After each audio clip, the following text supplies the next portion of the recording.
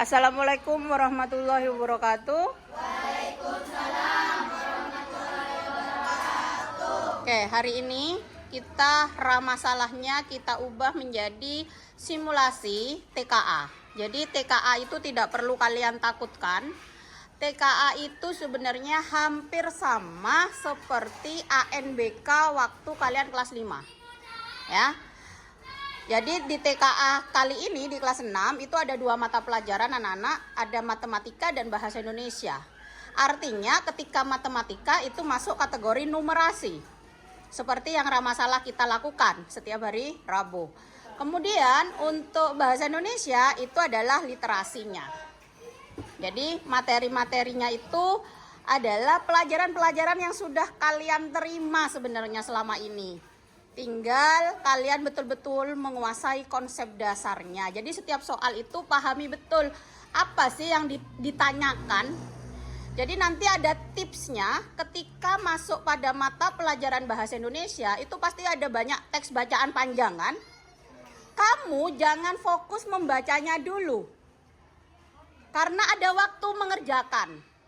Ketika waktunya habis, kamu masih dapat, anggaplah 50 soal misalnya ya, waktunya 90 menit misalnya, atau 60 menit misalnya. Kamu masih nyampe nomor 30, waktu sudah habis, yuk selesai. Gitu loh, ya. Jadi perhatikan waktu nanti. Kemudian, Bu, bagaimana kalau soal bahasa Indonesianya panjang, Bu, teksnya? Apakah kita harus baca? Kamu langsung baca pertanyaannya, apa yang ditanyakan dulu? Oh, pertanyaannya mencari kesimpulan misalnya. Berarti kalau kesimpulan ada di mana biasanya? Paragraf paling bawah. Itu kamu langsung cari. Jadi gitu siasatnya ya. Kemudian kalau nanti bentuk soalnya itu ada 3, Nana. Ada pilihan ganda yang hanya membutuhkan 1 jawaban. Ada pilihan ganda yang jawabannya lebih dari 1. Artinya ketika nanti kamu suruh contreng, diklik di contreng itu,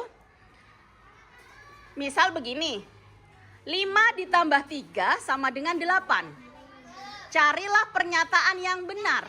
Jawabannya itu tidak ABC, tapi ada pernyataan yang nanti kamu suruh checklist. Misal 8 adalah hasilnya. Betul enggak? Kamu checklist. 8 hasilnya lebih kecil dari 8. Benar enggak? 5 tambah 3 itu hasilnya kan 8. Nah, di pernyataannya itu hasilnya lebih kecil dari 8. Benar atau salah? Kalau salah, tak usah checklist. Paham? Peneng, ocol. Nah, misalnya 8 adalah bilangan genap. Betul tidak? Tadi kan 5 tambah 3 sama dengan 8. Kemudian ada pernyataan 8 sama dengan 8 adalah bilangan genap. Betul enggak? Betul, kamu checklist. Berarti dalam satu soal itu ada 2 jawaban. Makanya pilihan ganda.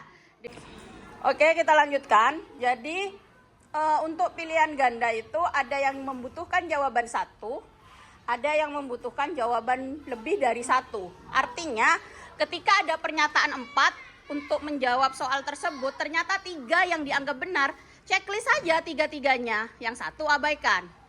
Atau dari 4 pernyataan 2 yang benar, Bu, checklist saja yang 2 yang benar.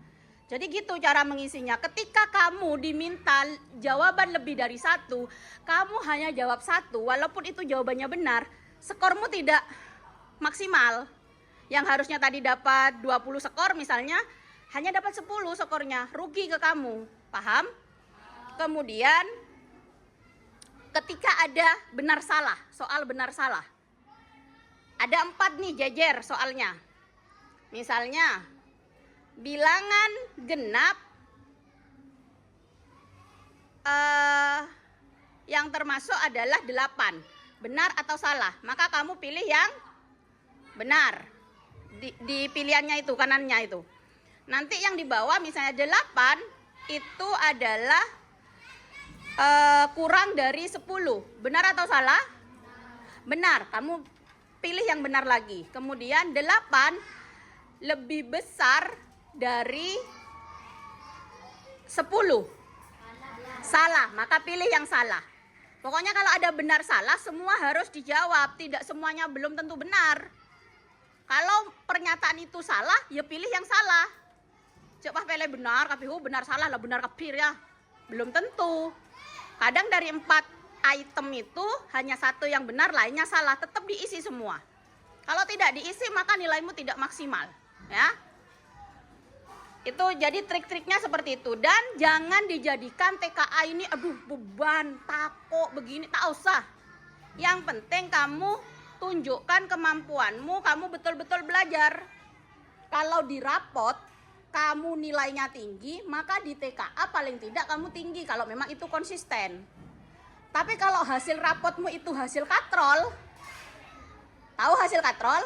Aslinya kamu jelek, tapi karena biar kamu tuntas atau kamu ikut remedi berkali-kali dan sebagainya, kamu nilainya jadi berubah. Nah, maka TKA-mu harus kamu berjuang benar. Intinya TKA itu membuktikan apa yang ada di nilai rapotmu itu benar-benar nyata tentangmu gitu.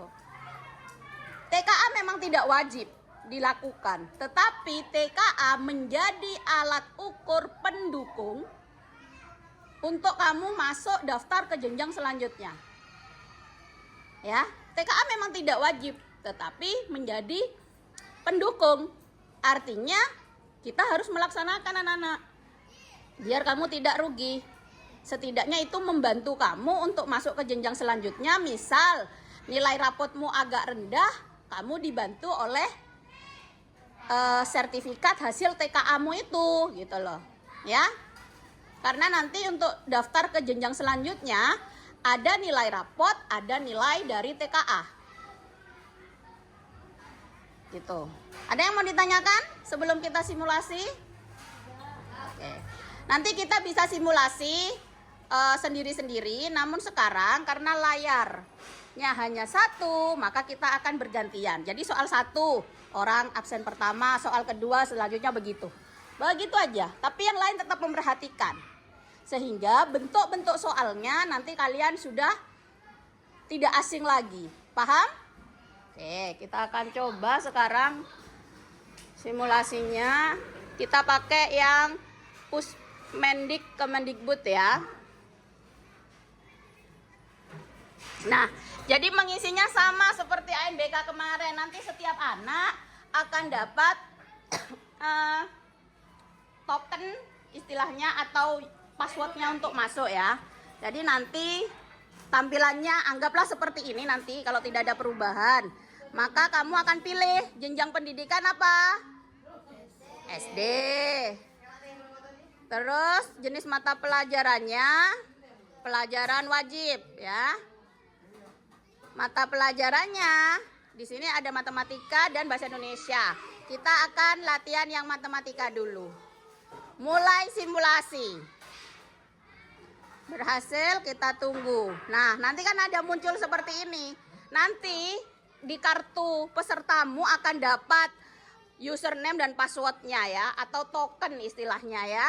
Kita langsung login karena di sini sebagai simulasi secara umum kita langsung login. Jadi nanti dimasukkan. Ketika masuk, huruf besar, huruf kecil, angka itu harus sesuaikan. Kalau nggak sesuai maka nanti nggak bisa gitu loh.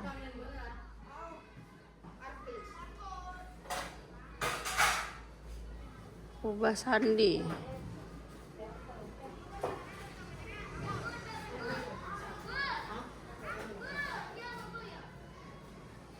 Ntar dulu.